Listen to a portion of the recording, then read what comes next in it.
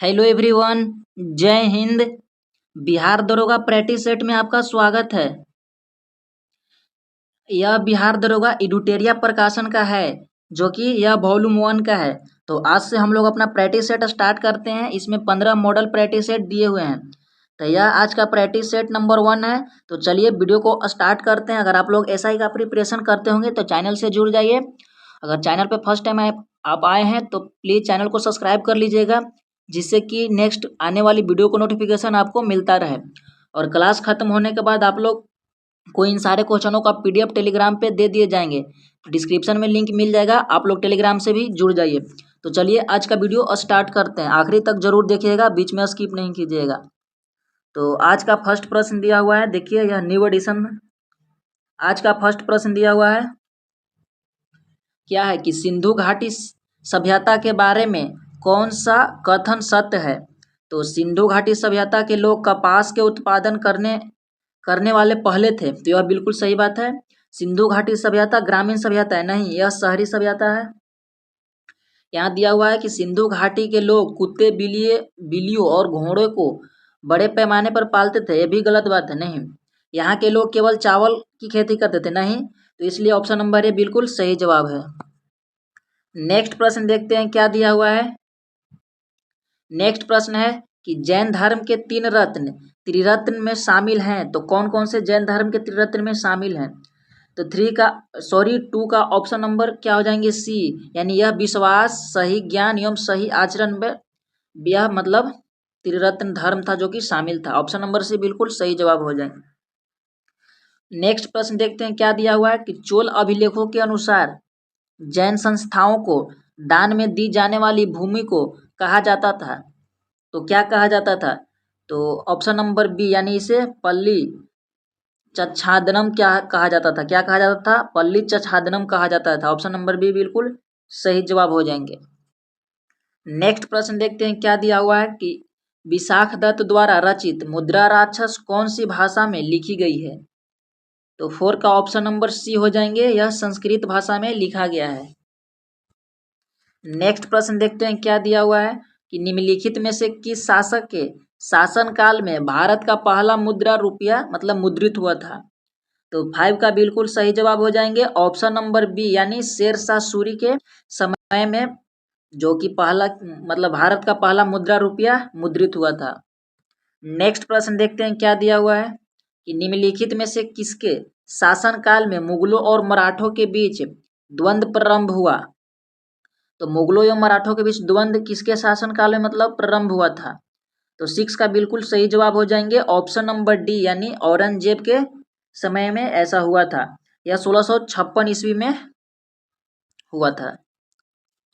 Next प्रश्न देखते हैं क्या दिया हुआ है। नेक्स्ट प्रश्न दिया हुआ है कि भारत में किस गवर्नर जनरल को स्थानीय स्वशासन का पिता कहा जाता है। तो 7 का बिल्कुल सही जवाब हो जाएंगे, ऑप्शन नंबर ए, यानी लॉर्ड रिपन को कहा जाता है स्थानीय स्वशासन का पिता। नेक्स्ट प्रश्न देखते हैं क्या दिया हुआ है कि ब्रिटिश साम्राज्य में अवध का विलय हुआ था। तो ब्रिटिश साम्राज्य में अवध का विलय किसके साथ हो गया था, मतलब हुआ था या किस वर्ष हुआ था, ऐसे भी पूछ रहा है। तो 8 का ऑप्शन नंबर डी हो जाएंगे, 1856 ईस्वी में। नेक्स्ट प्रश्न दिया हुआ है कि निम्नलिखित में से किसने बंगाल के विभाजन 1905 के विरोध में हुए आंदोलन का नेतृत्व किया था। तो 9 का बिल्कुल सही जवाब हो जाएंगे, ऑप्शन नंबर ए, यानी सुरेंद्र नाथ बनर्जी ने। चलिए नेक्स्ट प्रश्न हम लोग देखते हैं। वीडियो अगर अच्छी लग रहे होंगे तो लाइक शेयर कीजिएगा और आखिरी तक बने रहिए। सारे ही प्रश्न बड़े ही अच्छे लेवल के हैं। क्या है कि किसी व्यक्ति ने महात्मा गांधी को पहली बार राष्ट्रपिता कहकर संबोधित किया था, मतलब किस व्यक्ति ने महात्मा गांधी को पहली बार राष्ट्रपिता कहकर संबोधित किया था। तो 10 का ऑप्शन नंबर सी हो जाएंगे, सुभाष चंद्र बोस ने। नेक्स्ट प्रश्न देखते हैं क्या दिया हुआ है। नेक्स्ट प्रश्न है कि सत्य शोधक समाज की स्थापना हुई थी। तो सत्य शोधक समाज की स्थापना कब हुई थी और किसने किए थे। तो 11 का सही जवाब हो जाएंगे, ऑप्शन नंबर सी, यानी ज्योतिबा फुले द्वारा 1873 में सत्य शोधक समाज की स्थापना किया गया था। नेक्स्ट प्रश्न देखते हैं क्या दिया हुआ है कि अटला देवी मस्जिद का निर्माण किस शासक द्वारा किया गया था। तो 12 का सही जवाब हो जाएंगे option number B, Ibrahim Shah Sharqi के द्वारा। नेक्स्ट प्रश्न दिया हुआ है कि अलाउद्दीन के समय भू राजस्व की दर उपज का कितना भाग था। तो 13 का ऑप्शन नंबर ए हो जाएंगे, यानी 1/2 भाग था। नेक्स्ट प्रश्न दिया हुआ है कि भारतीय संविधान अपने नागरिकों को ... की समानता का वचन देता है। तो किस चीज का यह वचन देता है? तो प्रतिष्ठा एवं अवसर का वचन देता है। ऑप्शन नंबर सी बिल्कुल सही जवाब हो जाएंगे। नेक्स्ट प्रश्न दिया हुआ है कि निम्नलिखित में से कौन सी समिति ने मूल कर्तव्यों को संविधान में शामिल करने का सुझाव दिया। तो 15 का बिल्कुल सही जवाब हो जाएंगे ऑप्शन नंबर ए, यानी स्वर्ण सिंह समिति ने यह सुझाव दिया था। नेक्स्ट प्रश्न दिया हुआ है क्या है? नेक्स्ट प्रश्न दिया हुआ है कि अनुसूचित जनजाति के संरक्षण के लिए एक क्षेत्र को अनुसूचित क्षेत्र के रूप में घोषणा करने की शक्ति किसके पास होता है। तो 16 का सही जवाब हो जाएंगे ऑप्शन नंबर सी, मतलब यह राष्ट्रपति के अधिकार होता है। नेक्स्ट प्रश्न देखते हैं क्या दिया हुआ है कि ग्राम सभा में निम्न में से कौन शामिल होता है। तो 17 का बिल्कुल सही जवाब हो जाएंगे ऑप्शन नंबर बी, कि वे सभी व्यक्ति जिनके नाम गांव विशेष में पंचायत के लिए मतदान सूची में दर्ज है। नेक्स्ट प्रश्न देखते हैं क्या दिया हुआ है कि संविधान का निम्न में से कौन सा संशोधन केंद्र तथा राज्यों में मंत्रिपरिषदों के मंत्रियों की अधिकतम संख्या सीमित करता है। तो 18 का बिल्कुल सही जवाब हो जाएंगे ऑप्शन नंबर सी हो जाएंगे 91वां संविधान संशोधन। तो 91वां संविधान संशोधन किस वर्ष हुआ था? तो आप लोग याद रखिएगा, यह 2003 में मतलब संशोधित हुआ था। नेक्स्ट प्रश्न देखते हैं क्या दिया हुआ है। नेक्स्ट प्रश्न है कि निम्न में से कौन सा एक संवैधानिक संस्था नहीं है। तो ऑप्शन यहाँ पे दिया हुआ है कि संघ लोक सेवा आयोग ए है, राज्य लोक सेवा आयोग ए भी है, वित्त आयोग ए भी है, लेकिन नीति आयोग नहीं है। तो 19 का क्या हो जाएगा option number D, NITI Aayog का स्थापना किस वर्ष किया गया था। तो 1 जनवरी 2015 को किया गया था प्रधानमंत्री नरेंद्र मोदी जी के द्वारा। नेक्स्ट प्रश्न देखते हैं क्या दिया हुआ है। नेक्स्ट प्रश्न है कि 1946 में निर्मित अंतरिम सरकार में कार्यपालिका परिषद के उप सभापति थे। तो 20 का ऑप्शन नंबर बी हो जाएंगे जवाहरलाल नेहरू थे। कौन थे? जवाहरलाल नेहरू। मतलब कब इसका घोषित किया गया था? तो 24 अगस्त 1946 को 24 अगस्त 1946 को अंतरिम सरकार की घोषणा किया गया था। नेक्स्ट प्रश्न देखते हैं क्या दिया हुआ है। नेक्स्ट प्रश्न है कि भारतीय संविधान के किस अनुच्छेद में केंद्र शासित प्रदेश के लिए उच्च न्यायालय का प्रावधान है। तो 21 का ऑप्शन नंबर सी हो जाएंगे अनुच्छेद 241 में। क्या है 241 में दिया हुआ है, तो बिल्कुल सही जवाब हो जाएंगे। नेक्स्ट प्रश्न देखते हैं क्या दिया हुआ है कि लोकसभा के स्पीकर का निर्वाचन होता है। तो किस तरह से लोकसभा का स्पीकर का निर्वाचन होता है। 22 का ऑप्शन नंबर सी हो जाएंगे कि लोकसभा के सभी सदस्यों के द्वारा। नेक्स्ट प्रश्न देखते हैं क्या दिया हुआ है कि निम्नलिखित में से कौन से मामले उच्च न्यायालय और उच्चतम न्यायालय के अधिकारिक में आते हैं। तो 23 का ऑप्शन नंबर सी हो जाएंगे मूल अधिकारों का प्रवर्तन। नेक्स्ट प्रश्न देखते हैं क्या दिया हुआ है कि स्वर्ण त्रिभुज यानी गोल्डन ट्रायंगल एक विशिष्ट क्षेत्र है जो मादक द्रव्यों की तस्करी के लिए प्रसिद्ध है। निम्न में से कौन सा देश इस त्रिभुज का भाग नहीं है। तो इन चारों ऑप्शनों में से इस त्रिभुज का भाग कौन नहीं है। तो ऑप्शन नंबर डी कंबोडिया नहीं है, थाईलैंड, म्यांमार, लाओस इसका भाग है। नेक्स्ट प्रश्न देखते हैं क्या दिया हुआ है कि अंतर्राष्ट्रीय प्रवासी दिवस मनाया जाता है। तो अंतर्राष्ट्रीय प्रवासी दिवस कब मनाए जाते हैं। तो ऑप्शन नंबर बी हो जाएंगे 18 दिसंबर को अंतर्राष्ट्रीय प्रवासी दिवस मनाए जाते हैं। अगर पूछा जाए कि भारतीय प्रवासी दिवस कब मनाए जाते हैं तो 9 जनवरी का भारतीय, वहीं पूछा जाए कि 24 जनवरी को तो राष्ट्रीय बालिका दिवस मनाए जाते हैं। तो इन सारे प्रश्नों को आप ध्यान में रखिएगा। नेक्स्ट प्रश्न देखते हैं क्या दिया हुआ है कि लोसूंग त्यौहार कहाँ लोकप्रिय है। तो 26 का सही जवाब हो जाएंगे ऑप्शन नंबर बी, यानी सिक्किम में लोसूंग त्यौहार प्रसिद्ध है। मतलब यह अगर पूछ दिया जाए कि यह कौन जाति मनाती है, तो भूटिया एवं लेपचा, इस पे लिखने में नहीं बन रहा लेकिन आप लोग जरूर ध्यान रखिएगा। भूटिया एवं लेपचा जनजाति द्वारा यह त्योहार को मनाया जाता है, जब उस समय वहाँ पे फसल कटाई की जश्न के रूप में मनाया जाता है। एक तरह से ऐसा भी त्योहार है। नेक्स्ट प्रश्न देखते हैं क्या दिया हुआ है कि यूनेक्स कप किस खेल से संबंधित है। तो यूनेक्स कप किस खेल से संबंधित है, तो ऑप्शन नंबर ए हो जाएंगे, या बैडमिंटन से संबंधित है। नेक्स्ट प्रश्न देखते हैं क्या दिया हुआ है कि सूरज ताल झील किस राज्य में स्थित है। तो 28 का सही जवाब हो जाएंगे ऑप्शन नंबर, सूरज नहीं है यहाँ पे, सूरज सॉरी, हाँ ठीक है, ऑप्शन नंबर बी, यानी हिमाचल प्रदेश में सूरज ताल झील स्थित है। और भी अगर पूछ दिया जाए कि हिमाचल प्रदेश में कौन कौन सी झीलें स्थित हैं, तो सूरज ताल हो जाएंगे, रेणुका हो जाएंगे, रेणुका, नाको इत्यादि झील मतलब यहाँ पे हिमाचल प्रदेश में स्थित है। नेक्स्ट प्रश्न देखते हैं क्या दिया हुआ है कि इकोसिस्टम की सही परिभाषा क्या है। तो 29 का क्या हो जाएंगे, चलिए ऑप्शन हम लोग देखते हैं। तो 29 का हो जाएंगे ऑप्शन नंबर डी, यानी जीव समुदाय और उसके वातावरण का संतुलन तंत्र। नेक्स्ट प्रश्न दिया हुआ है कि पारिस्थितिकी संतुलन बनाए रखने के लिए भारत में वन क्षेत्र कितने प्रतिशत में होना चाहिए। तो 30 का क्या हो जाएंगे ऑप्शन नंबर डी, यानी 33.33% होनी चाहिए। लगभग में हम लोग इसे 33% भी बोल सकते हैं अगर पूछा तो। नेक्स्ट प्रश्न देखते हैं क्या दिया हुआ है कि एपीफाइट्स पौधे बहुत अधिक विकसित होने वाले पौधे हैं जो अन्य पौधे पर निर्भर रहते हैं, तो इसे हम लोग क्या कहते हैं।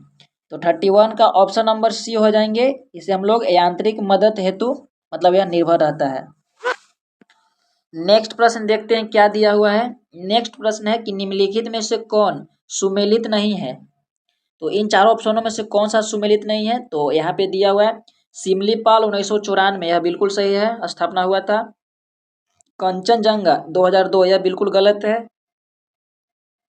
नेक्स्ट दिया हुआ है कि नोकरेक, तो नोकरेक भी ये भी सही है, और पन्ना तो ये भी सही है। तो यहाँ पे ऑप्शन नंबर बी बिल्कुल सही जवाब हो जाएंगे।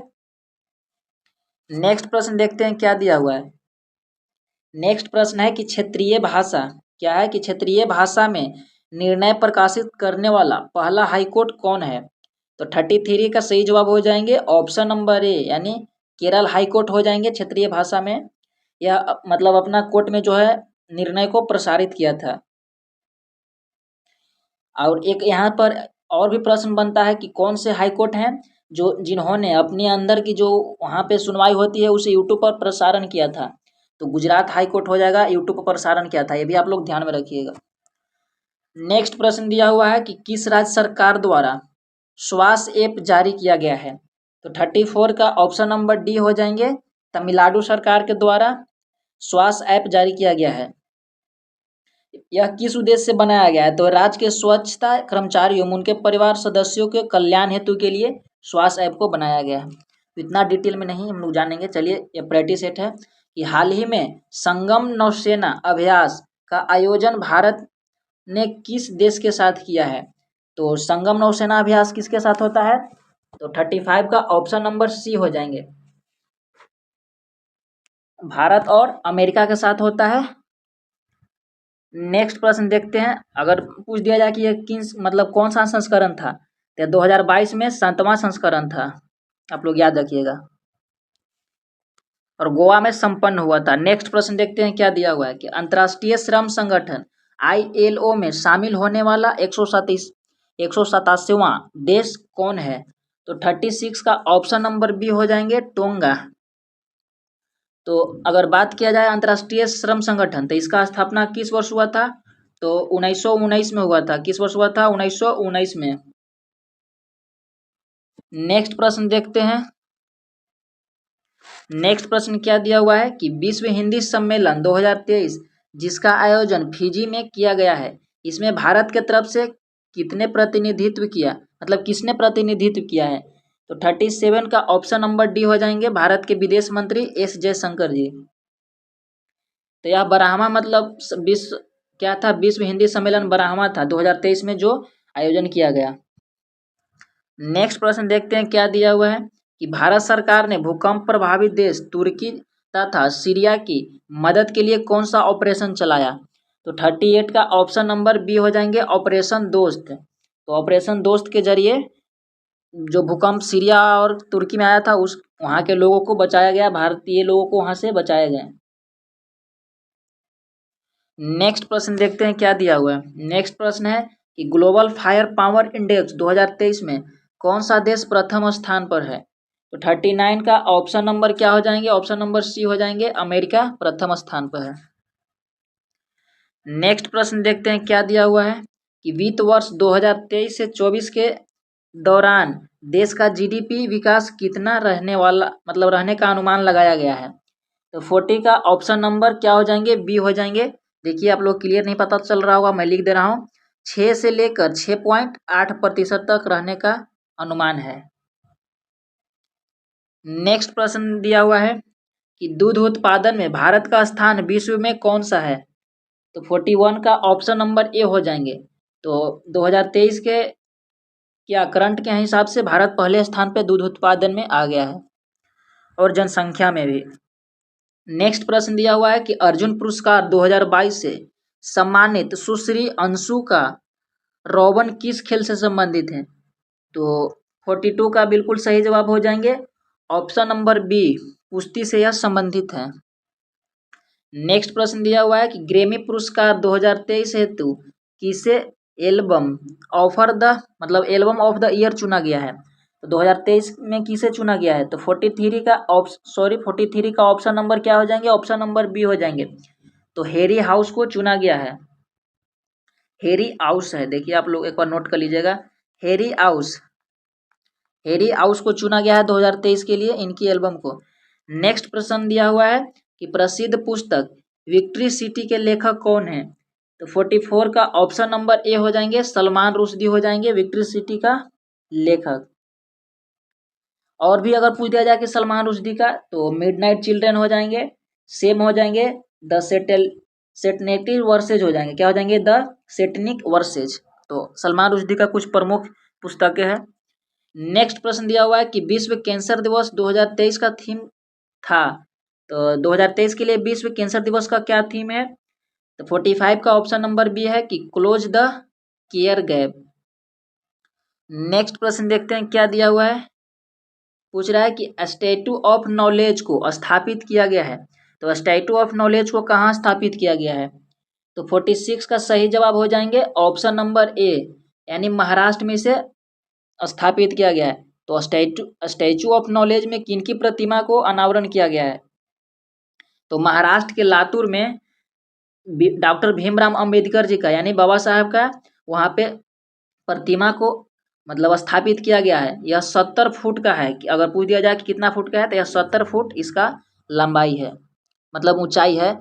नेक्स्ट प्रश्न देखते हैं क्या दिया हुआ है कि जनवरी 2023 में आई रिपोर्ट के अनुसार 2022 में भारत का सबसे प्रदूषित शहर कौन सा है? तो 47 का ऑप्शन नंबर ए हो जाएंगे, नई दिल्ली। तो 2022 के में जो रिपोर्ट आया था और 2023 में प्रसिद्ध हुआ, तो उसके हिसाब से नई दिल्ली हो जाएंगे सबसे प्रदूषित शहर। यहाँ पे दिया हुआ है मिलान करने वाला कि निम्नलिखित प्रश्नों में कौन सम्मिलित नहीं है? एक तरफ राज्य है और दूसरी तरफ राज्यपाल है। तो 48 का अरुणाचल प्रदेश का हो जाएंगे केसी पेनराई, यहाँ पे अच्छे से नहीं पता लग रहा है। मेघालय का हो जाएंगे फागू चौहान, जो कि पहले बिहार के थे। झारखंड के कौन सा हो जाएंगे? तो सीपी राधाकृष्णन। यहाँ दिया हुआ है महाराष्ट्र के गणेशी लाल नहीं हो जाएंगे, यहाँ पे चेंज हो गए हैं महाराष्ट्र के। तो अब महाराष्ट्र के कौन हो गए हैं? तो रमेश बैस हो गए हैं, आप लोग ध्यान में रखिएगा, रमेश बैस। नेक्स्ट प्रश्न दिया हुआ है कि हाल ही में तुलसीदास बलराम का निधन हो गया है, इनका संबंध किस क्षेत्र से था? तो तुलसीदास बलराम का संबंध किस क्षेत्र से था? देश से नहीं, क्षेत्र से था। तो यह खेल से संबंधित है, और खेल पूछ दिया जाए तो यह फुटबॉल से थे। आप लोग ध्यान रखिएगा, यह फुटबॉल से संबंधित है। इन्होंने 1962 का जो हुआ था फुटबॉल मैच, उसमें इन्होंने महत्वपूर्ण योगदान दिए थे, और इनके लिए 1962 के खेल के लिए इनको अर्जुन पुरस्कार से भी नवाजा गया था। नेक्स्ट प्रश्न देखते हैं क्या दिया हुआ है कि भारतीय प्रतिस्पर्धा आयोग के नए अध्यक्ष कौन बने? तो 50 का सही जवाब हो जाएंगे option number A, Sangeeta Verma. Next प्रश्न देखते हैं क्या दिया हुआ है। अंतर्राष्ट्रीय धर्म थंब क्या है कि अंतर्राष्ट्रीय धर्म थंब सम्मेलन का उद्घाटन कहाँ किया गया है? तो 51 का सही जवाब हो जाएंगे ऑप्शन नंबर ए, भोपाल में। यह कौन सा संस्करण था? 7वां। नेक्स्ट प्रश्न दिया हुआ है। नेक्स्ट प्रश्न क्या दिया हुआ है कि हाल ही में दयानंद सरस्वती की कौन सी जयंती मनाई गई है? तो 52 का ऑप्शन नंबर बी हो जाएंगे 200वां। 200वां जयंती मनाया गया है। इनका जन्म किस वर्ष हुआ था? जन्म आज से 200 वर्ष घटा लीजिए, लेकिन इनके द्वारा एक प्रमुख संस्था का स्थापना किया गया था। कौन सा संस्था था? तो आर्य समाज का स्थापना किया गया था दयाराम सरस्वती की। कब किया गया था? तो 1875 में किया गया था। नेक्स्ट प्रश्न देखते हैं क्या दिया हुआ है। सॉरी, नेक्स्ट प्रश्न है कि हाल ही में किसके द्वारा दुनिया के सबसे लंबे प्लेटफॉर्म का उद्घाटन हुबली में किया गया है? तो 63 पता नहीं लग रहा, सॉरी 53 का हो जाएंगे option number A, Narendra Modi. थोड़ी क्वेश्चन इधर ब्लर हो गया है, मैं बोल देता हूँ। नेपाल के नए राष्ट्रपति कौन है? अच्छा से दिख नहीं रहा है। तो 54 का ऑप्शन नंबर ए हो जाएंगे रामचंद्र पौडेल। कौन हो जाएंगे? मैं लिख दे रहा हूँ, रामचंद्र पौडेल। रामचंद्र पौडेल हो जाएंगे। नेक्स्ट प्रश्न क्या है 55 कि हाल ही में किस राज्य में क्या है, कौन सा उत्सव मनाया गया तो पता नहीं लग रहा है। याओसांग, यहाँ पर लिखा है याओसांग उत्सव किस राज्य में मनाया गया है? तो 55 का ऑप्शन नंबर बी हो जाएंगे मणिपुर में मनाया गया है याओसांग उत्सव। नेक्स्ट प्रश्न दिया हुआ है 56 कि महाराष्ट्र भूषण पुरस्कार 2022 में किसे सम्मानित किया गया है? तो 56 का हो जाएंगे यहाँ पे ऑप्शन नंबर ए, पता नहीं लग रहा है। तो अप्पा साहेब धर्माधिकारी को, किसको? अप्पा साहेब धर्माधिकारी। आप लोग सुनकर नोट डाउन कर लीजिएगा। नेक्स्ट प्रश्न है कि वंदे भारत ट्रेन का संचालन करने वाली पहली महिला ड्राइवर कौन बनी? तो 57 का ऑप्शन नंबर बी हो जाएंगे सुरेखा यादव। कौन हो जाएंगे? सुरेखा यादव। नेक्स्ट प्रश्न दिया हुआ है कि रबी फसल की बुनाई की जाती है। तो 58 का ऑप्शन नंबर क्या हो जाएंगे? ऑप्शन नंबर बी हो जाएंगे अक्टूबर नवंबर तक बुनाई की जाती है। नेक्स्ट प्रश्न है कि जूट उत्पादन में अग्रणी राज्य है, यानी प्रथम स्थान पर कौन सी राज्य आता है जूट उत्पादन में? तो 59 का ऑप्शन नंबर डी हो जाएंगे पश्चिम बंगाल प्रथम स्थान पर आते हैं। नेक्स्ट प्रश्न दिया हुआ है कि किस भारतीय राज्य की अधिकतम सीमा म्यांमार से लगती है? तो 60 का ऑप्शन नंबर ए हो जाएंगे अरुणाचल प्रदेश का अधिकतम सीमा म्यांमार से लगता है। कितना लगता है? तो 520 किलोमीटर। नेक्स्ट प्रश्न दिया हुआ है कि भारत के उत्तरी मैदान में शीत ऋतु में वर्षा होती है, तो किस जगह पर होता है? तो 61 का ऑप्शन नंबर बी, यानी पश्चिमी विक्षोभ में होता है, पश्चिमी विक्षोभ से। नेक्स्ट प्रश्न दिया हुआ है कि कॉफी पोर्ट के नाम से जाना जाता है। तो 62 का ऑप्शन नंबर बी हो जाएंगे सेंटोस को कॉफी पोर्ट के नाम से जानते हैं। यह कहाँ स्थित है? तो ब्राजील में स्थित है। नेक्स्ट प्रश्न दिया हुआ है कि नंदा देवी चोटी किस हिमालय का भाग है? तो 63 का ऑप्शन नंबर सी हो जाएंगे, यह कुमायूं हिमालय का भाग है नंदा देवी चोटी। नेक्स्ट प्रश्न दिया हुआ है क्या है? नेक्स्ट प्रश्न दिया हुआ है, देखते हैं क्या है कि द्वीपों का समूह लक्षद्वीप है, तो इसको मतलब और क्या नाम से जानते हैं? तो 64 का ऑप्शन नंबर ए, मतलब पूछ रहा है किस चीज से बना हुआ है? तो ऑप्शन नंबर ए, यानी प्रवाल द्वारा निर्मित हुआ है। यहाँ पे एक पेज का सारा क्वेश्चन ब्लर हो गया है, मैं पीडीएफ जब दूंगा तो उसमें सही कर दे दूंगा, आप लोग टेलीग्राम पे जुड़ जाइएगा। दूधगंगा निम्नलिखित में से किसका सहायक नदी है? तो 65 का ऑप्शन नंबर सी हो जाएंगे चिनाब का यह सहायक नदी है। नेक्स्ट प्रश्न पूछ रहा है कि भार का एसआई मात्रक है, तो 66 का ऑप्शन नंबर सी हो जाएंगे न्यूटन। अब मैं आप लोग से एक पूछ रहा हूँ प्रश्न एसडब्ल्यू के लिए कि भार का सीजीएस पद्धति में पूछता तो वह क्या हो जाएंगे, कमेंट बॉक्स में अपना जरूर बताइएगा। इन्हीं चारों ऑप्शन में से दिया हुआ है। नेक्स्ट प्रश्न दिया हुआ है, क्या है कि निम्नलिखित में से कौन सा यंत्र समुद्र के स्तर से ऊपर की वस्तुओं को देखने के लिए पनडुब्बी में प्रयोग किया जाता है। तो 67 का सही जवाब हो जाएंगे ऑप्शन नंबर बी, यानी पेरिस्कोप के मदद से हम लोग देखते हैं। नेक्स्ट प्रश्न दिया हुआ है कि यदि कार्य का मान धनात्मक हो तो जिस निकाय पर कार्य हो रहा है तो क्या प्रभाव पड़ेगा। तो 68 का ऑप्शन नंबर डी हो जाएंगे, उसकी ऊर्जा में वृद्धि हो जाएगा। नेक्स्ट प्रश्न दिया हुआ है, क्या है कि यदि दो कणों के बीच की दूरी बढ़ा दी जाती है, मतलब बढ़ जाती है, तो इसके बीच गुरुत्वाकर्षण बल का क्या प्रभाव पड़ेगा। तो 69 का ऑप्शन नंबर बी हो जाएंगे, कम हो जाएगा। क्या हो जाएगा, कम हो जाएगा। नेक्स्ट प्रश्न दिया हुआ है कि उत्क्षेप बल और भार कार्य करते हैं, तो किस तरह से यह कार्य करते हैं। तो 70 का ऑप्शन नंबर डी हो जाएंगे, यानी यह विपरीत दिशा में कार्य करते हैं। नेक्स्ट प्रश्न दिया हुआ है कि निम्न में से क्या तरंग की विशेषता नहीं है। तो 71 का सही जवाब हो जाएंगे, आयाम होते हैं, आवृत्ति होते हैं, तरंगधार्य होते हैं, ऑप्शन नंबर डी, यानी माध्यम नहीं होते हैं। नेक्स्ट प्रश्न दिया हुआ है कि निम्नलिखित में से कौन सा विकल्प रासायनिक परिवर्तन है। तो 72 का ऑप्शन नंबर ए हो जाएंगे, दूध से दही परिवर्तन रासायनिक परिवर्तन होते हैं। मतलब रासायनिक परिवर्तन वैसा परिवर्तन है जो एक बार चेंज हो जाता है तो वह पुनः अपने रूप में दोबारा नहीं आ सकता है, और भौतिक परिवर्तन में वह अपने रूप में पुनः भी आ सकता है, बस फर्क इतना ही है। नेक्स्ट प्रश्न दिया हुआ है कि निम्नलिखित में से किसने परमाणु की अविभाज्यता के बारे में बताया है। तो 73 का ऑप्शन नंबर ए हो जाएंगे, डाल्टन ने। नेक्स्ट प्रश्न दिया हुआ है कि निम्नलिखित में से क्या दिया हुआ है। नेक्स्ट प्रश्न है कि निम्नलिखित में से कौन सा सामान्य तापमान पर द्रव अवस्था में होता है। तो 74 का ऑप्शन नंबर ए हो जाएंगे, गैलियम। नेक्स्ट प्रश्न दिया हुआ है, क्या है कि निम्नलिखित में से कौन सा किसी धातु का इलेक्ट्रॉनिक विन्यास नहीं है। तो 75 का ऑप्शन नंबर क्या दिए हुए हैं, ऑप्शन नंबर बी हो जाएंगे, यानी 2 और 6, यह किसी इलेक्ट्रॉनिक विन्यास नहीं है।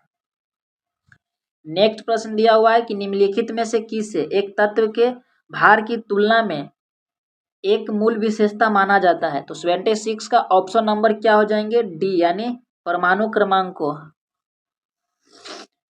नेक्स्ट प्रश्न दिया हुआ है कि ऑक्सीकरण प्रतिक्रिया में निम्नलिखित में से क्या होता है। तो ऑक्सी का मतलब क्या होता है, इलेक्ट्रॉन की कमी। ऑक्सी मतलब इलेक्ट्रॉन की कमी, और अवकरण मतलब इलेक्ट्रॉन का लेना। नेक्स्ट प्रश्न दिया हुआ है, नेक्स्ट प्रश्न क्या दिए हुए हैं, चलिए हम लोग देखते हैं। नेक्स्ट प्रश्न है कि यदि किसी लवण का पीएच मान 0 है तो वह डॉडो का लवण होता है। तो 78 का क्या हो जाएंगे, तो 78 का ऑप्शन नंबर ए हो जाएंगे, वह सख्त एसिड और कमजोर बेस, मतलब वह बहुत ही कमजोर हो जाएंगे।